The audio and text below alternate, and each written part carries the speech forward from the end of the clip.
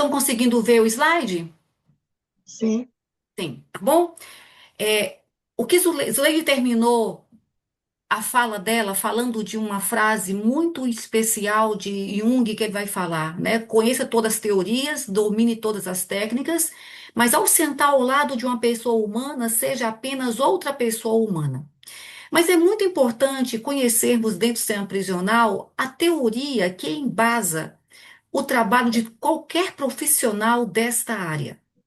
E esse conhecimento, ele é um saber criminológico. Quando nós falamos na criminologia, nós estamos falando dessa teoria que ajuda os profissionais a atuarem de forma mais eficiente no sistema prisional. Nós sabemos que o crime, ver se eu consigo passar, o crime, ele é um fenômeno social e ele é complexo.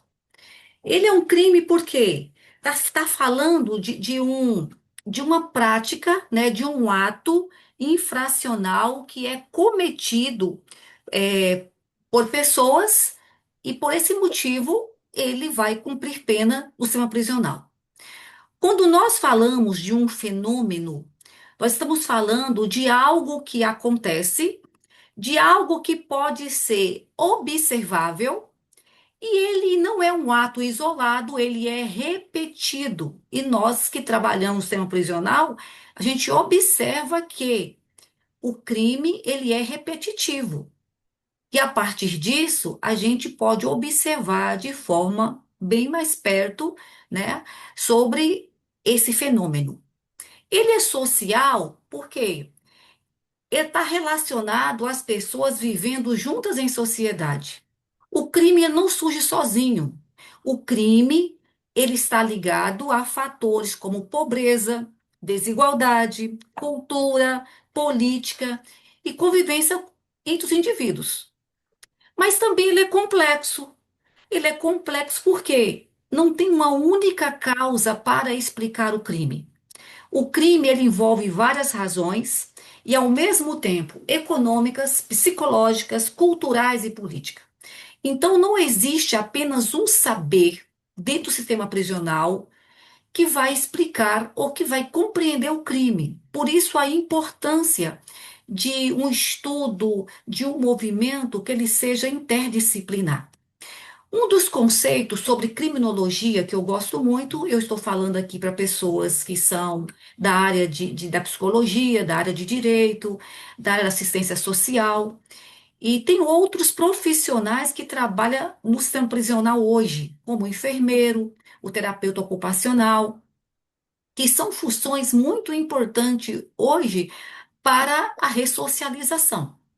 Mas o que é criminologia? Que teoria é essa tão importante que os profissionais que trabalham nesta área precisam entender? Eu gosto muito do conceito de Pablo Molina, ele é um criminalista argentino, e ele escreveu da seguinte forma: a criminologia, ela é uma ciência empírica interdisciplinar. Ele está dizendo que a criminologia, ela não é somente algo do achismo, ela é empírica. É preciso observar. E não tem lugar melhor para observar do que atuando no sistema prisional. Ela é interdisciplinar. Ele está colocando que qualquer profissional ele pode atuar no sistema prisional. Isso é necessário e é importante para que nós possamos ter um entendimento maior do que acontece no sistema prisional, que se ocupa do estudo do crime. Então, a criminologia, ela além de ser uma ciência empírica, ela é interdisciplinar e que se ocupa do estado do crime. Que crime foi esse que aconteceu? Zuleide falou, existe o homicídio qualificado, o roubo, o furto, o tráfico de drogas. E quem estuda o crime, ele vai entender cada um desses crimes, mas também vai entender a pessoa infratora. Quem é aquela pessoa que cometeu aquele crime? Qual é o perfil daquela pessoa? Eu vou dar um exemplo para vocês.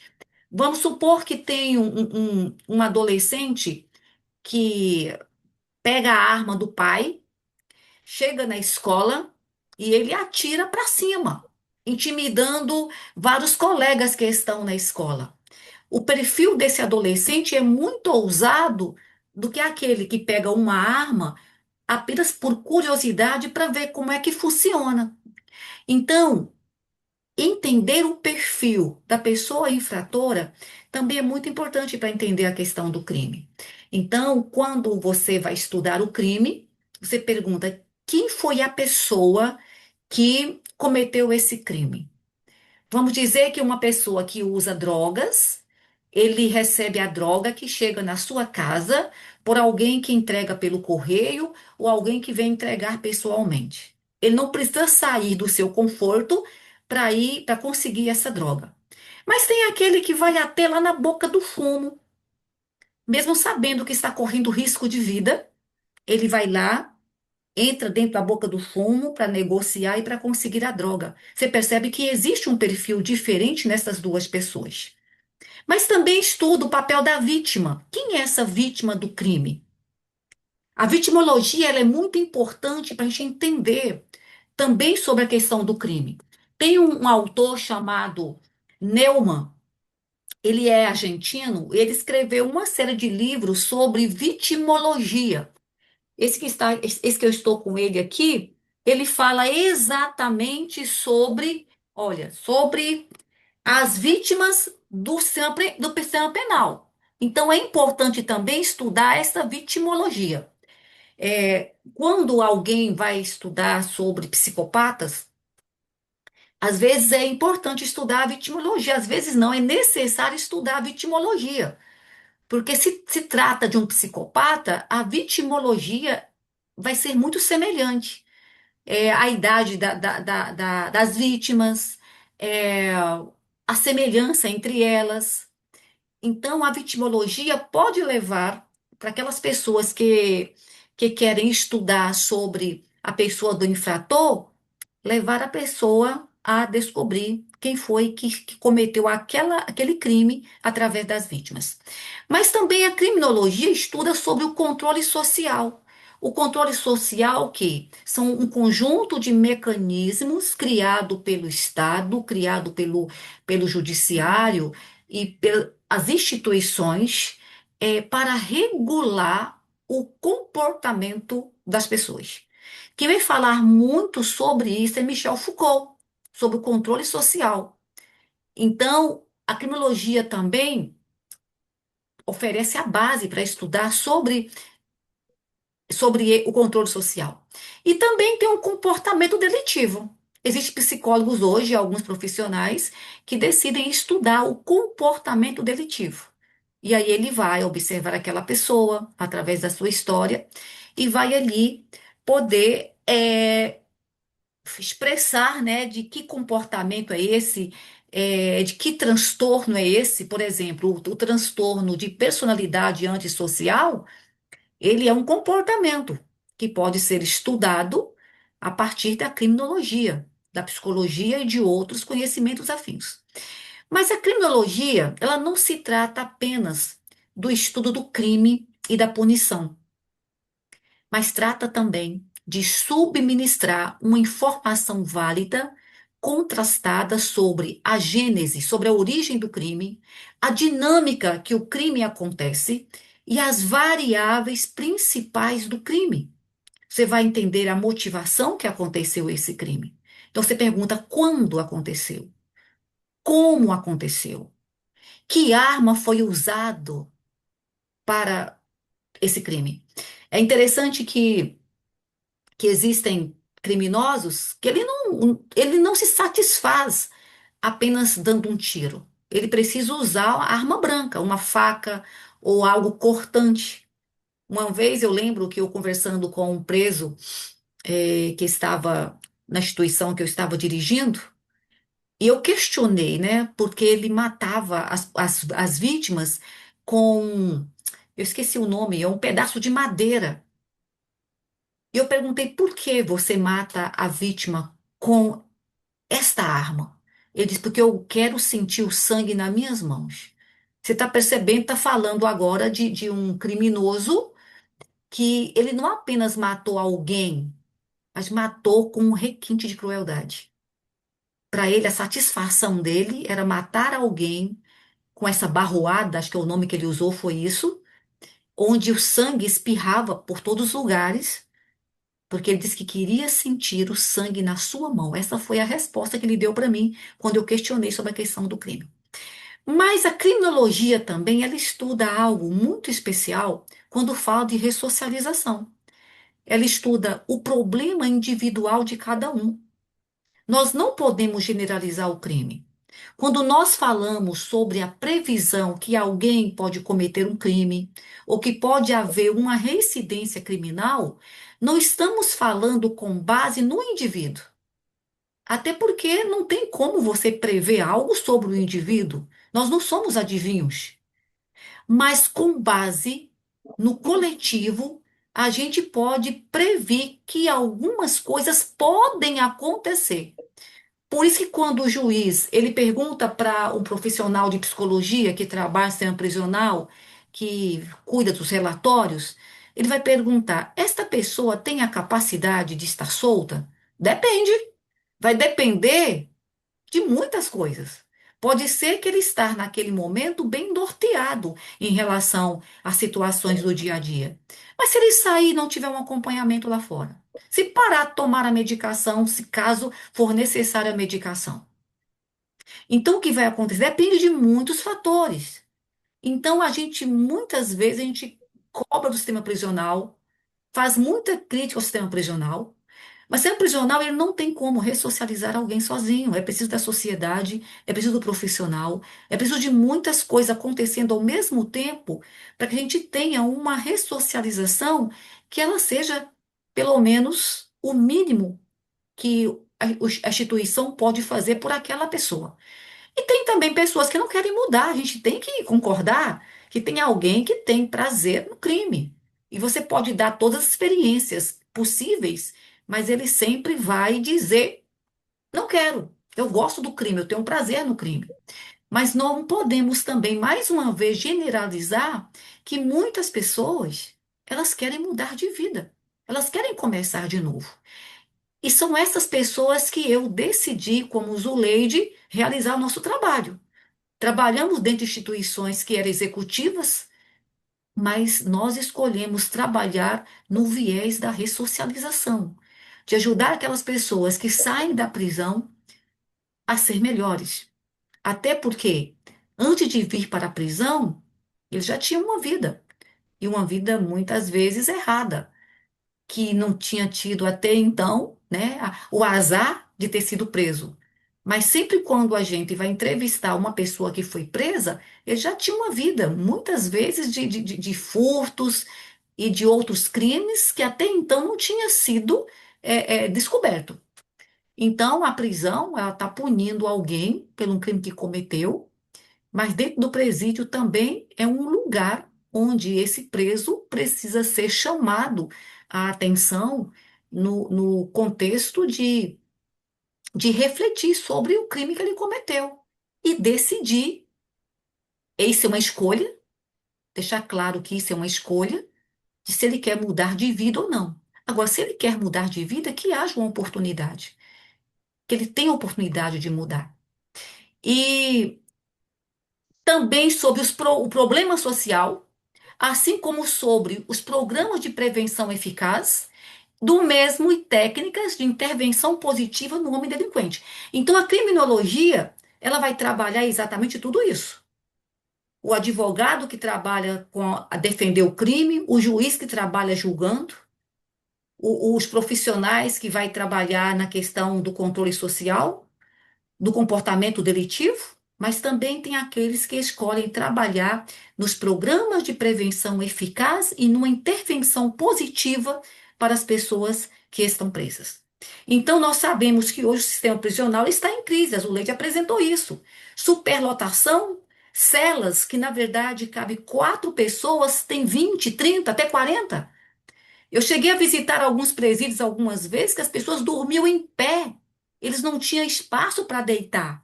Alguns ficavam deitados até meia-noite, meia-noite, quem estava deitado levantava e quem estava em pé deitava. E alguns amarravam um lençol na cintura e amarravam na grade, para se caso ele cochilar, ele não cair no chão. Então, não tem como negar essa realidade. Há sim uma superlotação. Os presídios brasileiros não têm a capacidade, né, de atender a quantidade de pessoas que cometem crimes hoje. Existe uma precariedade, com certeza, estruturas precárias. Você imagina 20 pessoas num lugar que tem quatro. A higienização, ela fica muitas vezes sem condição. E quem cuida são os próprios presos que cuidam. E dependendo do lugar que ele veio, ele pode talvez não estar tão importar tanto com a questão desta higienização. Então você vai encontrar uma precariedade e também a violência. A violência, ela acontece no sistema prisional. Não estou falando da violência somente de uma tortura, não estou falando dessa violência. As violências, ela tem vários tipos. Eu sou a pessoa que eu concordo que uma pessoa, quando ela é presa, que a única coisa que ela deveria perder era a liberdade de ir e vir, porque a liberdade já é uma perda muito grande na vida de uma pessoa. Mas uma pessoa, quando ela é presa, ela perde tudo. Ela perde a saúde, ela perde muitas vezes o contato com a família, ela perde a sua identidade. Muitos, depois de um tempo que passa na prisão, eles não sabem nem mais quem eles são. A sua identidade é totalmente deformada. Que vai falar sobre isso é Goffman, quando vai falar na perda da identidade por pessoas que passam por muito tempo institucionalizado. É o que acontece com a pessoa que está presa, né? Quando ele sai, muitas coisas mudou a partir do momento. Eu lembro quando eu estava no patronato penitenciário, quando eles vinham da prisão, que eles eram liberados, eu ficava na janela observando.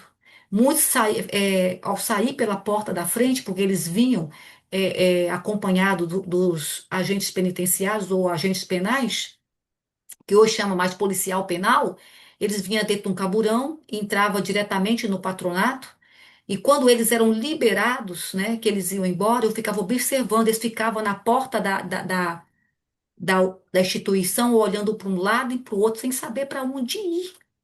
As famílias não vinham buscar, era muito pouco as famílias que vinham buscar essas pessoas depois que era realizado a cerimônia do livramento condicional pelo Correio Penitenciário de Pernambuco. Às vezes a família nem sabia que eles estavam saindo da prisão. E ao sair da prisão, eles ficavam totalmente perdidos. E às vezes eu perguntava: Você sabe para onde você vai? E ele disse: Olha, eu não tenho interesse da minha família, fiquei sabendo que eles mudaram. E muitos ficavam perambulando na rua, sem dinheiro, e às vezes não chegava nem em casa e voltava para a prisão antes mesmo de chegar em casa. Não estou dizendo que isso justifica o crime, não. Mas você sabe que quando a pessoa ela sofre essa quantidade de violência, ela fica muito mais vulnerável a tomar uma decisão ao lado do crime. E nós temos também aqui, estamos terminando já, o profissional que trabalha nesta área, ele precisa ver todo o contexto da exclusão social, da vulnerabilidade, da violência estrutural.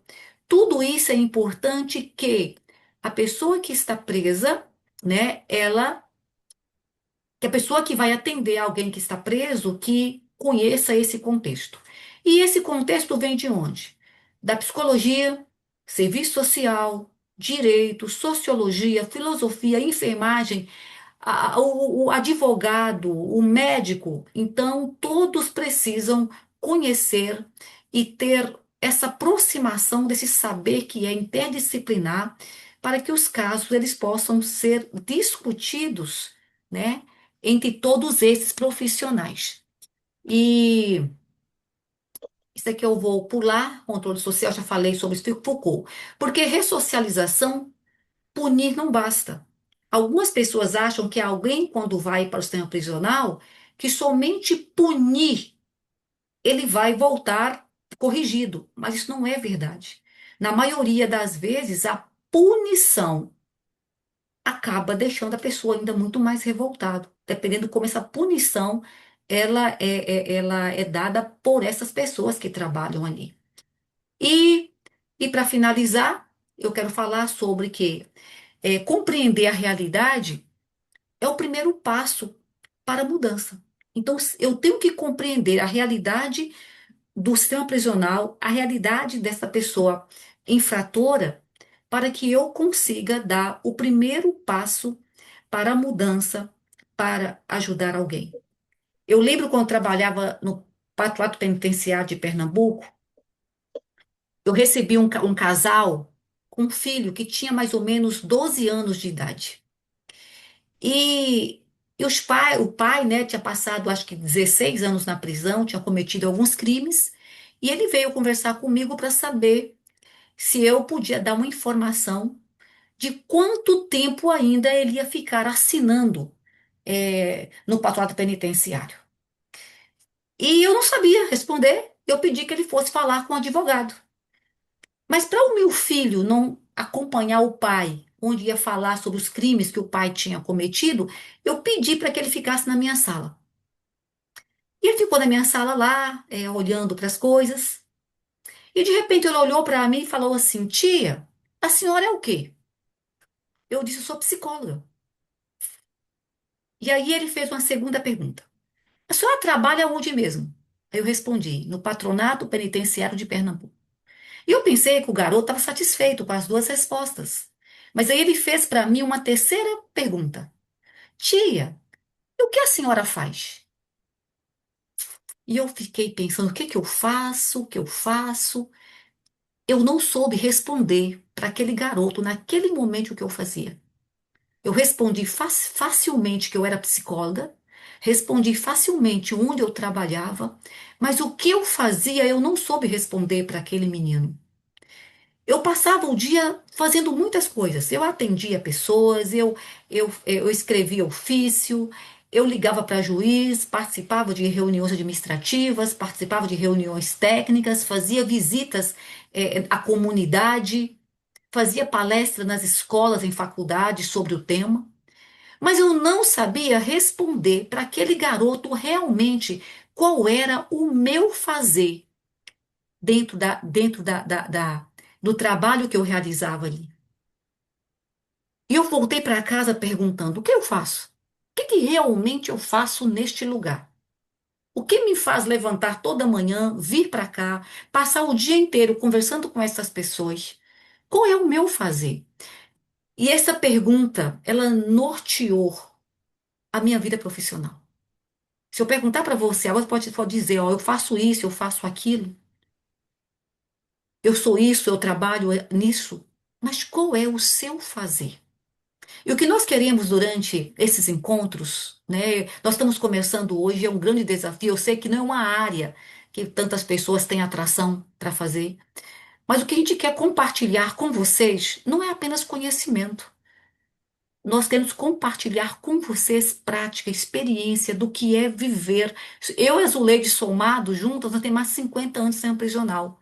E nós queremos compartilhar com vocês toda essa experiência, todo esse conhecimento, técnicas, métodos de trabalhar dentro desta área. Não só com os presos, mas também com as famílias, porque às vezes tem pessoas que pensam que quando o preso vai para a prisão, ele está isolado. Não, ele tem uma família, ele tem uma mãe, tem um pai, tem filhos. E nós precisamos atender também essas pessoas, porque isto é uma intervenção preventiva. Porque se a gente intervém na família, a gente pode prevenir que o outro não venha para a prisão. Porque se a gente não fizer alguma coisa, vem o primeiro, o segundo, o terceiro. E eu cheguei, e a Zuleide também, de encontrar famílias na quarta geração de pessoas presas. A quarta geração, tanto o avô, todos presos. O avô, o pai, o filho, o neto, todo mundo preso. E a gente pode intervir. Não, talvez não podemos fazer muita coisa com aquele que já está lá, mas podemos intervir que o próximo não venha. Então, esse é um trabalho de conscientização, de ressocialização, que nós estamos aqui para iniciar. Hoje teve poucas pessoas, começamos agora, mas eu espero que aquelas que estejam aqui participando, que podem ser condutores, que possam chamar mais e mais pessoas, para a gente aprofundar cada dia mais nesse projeto que é tão importante e tão relevante para a nossa sociedade.